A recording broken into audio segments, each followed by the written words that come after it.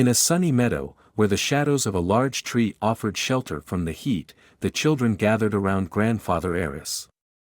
His wrinkled face radiated warmth and serenity, and his voice sounded like a gentle melody that could captivate anyone. "Grandfather Eris," asked a little boy named Tom. "Long ago, in a small village, there lived a boy named Oliver. He had a little pouch filled with golden grains of sand. Each morning, the pouch would refill itself, but by nightfall, the sand would disappear. Oliver was told, 'This sand is your time. Each day, you're given just as much as you can spend.' Instead of using the sand for something meaningful, Oliver wasted it on games and amusements. One day, Oliver met an old sage who gave him a wheel of time. The wheel had 3 sections: study, play, and rest. The sage said, 'If you spin this wheel each day and allocate time for each of these activities, you'll notice that the sand in your pouch won't go to waste.' Oliver started following the advice. In the morning, he studied. In the afternoon, he played. In the evening, and so, children, Grandfather Eris continued, all of you can create your own wheel of time. Find a balance between play, study, and rest. If you learn to spend your time wisely, you'll see how your days become filled with wonders." The children listened intently, hanging on every word. Tommy smiled brightly and said, "Grandfather, tomorrow I'll make my own wheel of time." And so, dear friends, each of you can create your own wheel of time. Learn to manage your time wisely, and you'll see how it starts to work for you. At the edge of the forest, where ancient oaks meet green meadows, stood an old clock tower called the Tower of Time. No one knew who had built it, but legend said that a mysterious keeper of time lived inside, watching how people spent their time and helping those willing to change their lives. One morning, as the sun rose, a young girl named Lisa approached the tower. She looked frustrated and said, "Why do I?" The keeper of time led Lisa inside the tower. There, she saw a magical clock.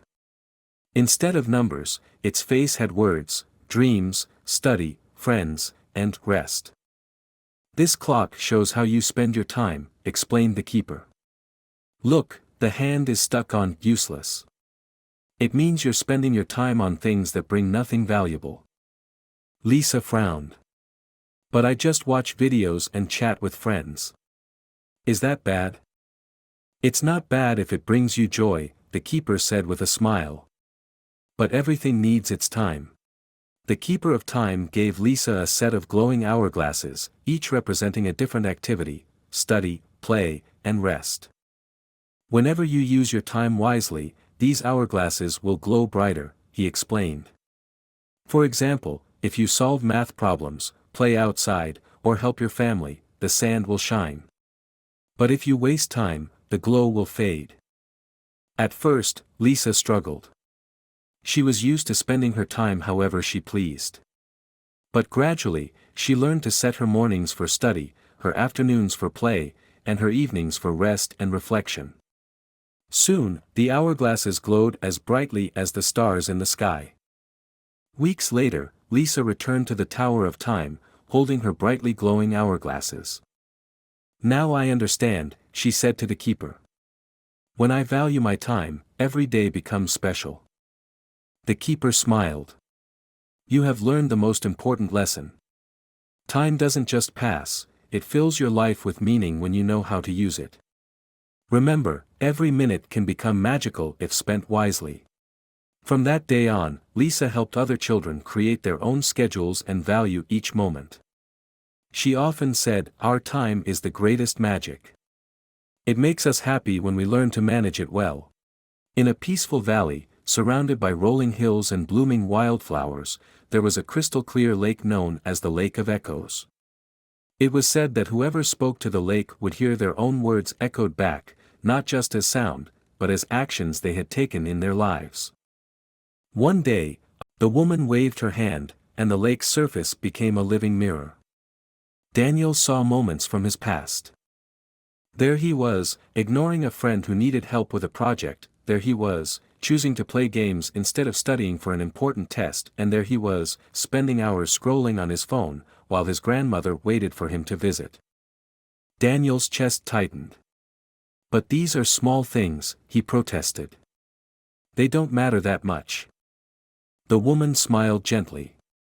Small actions may seem unimportant, but they shape the bigger picture of your life.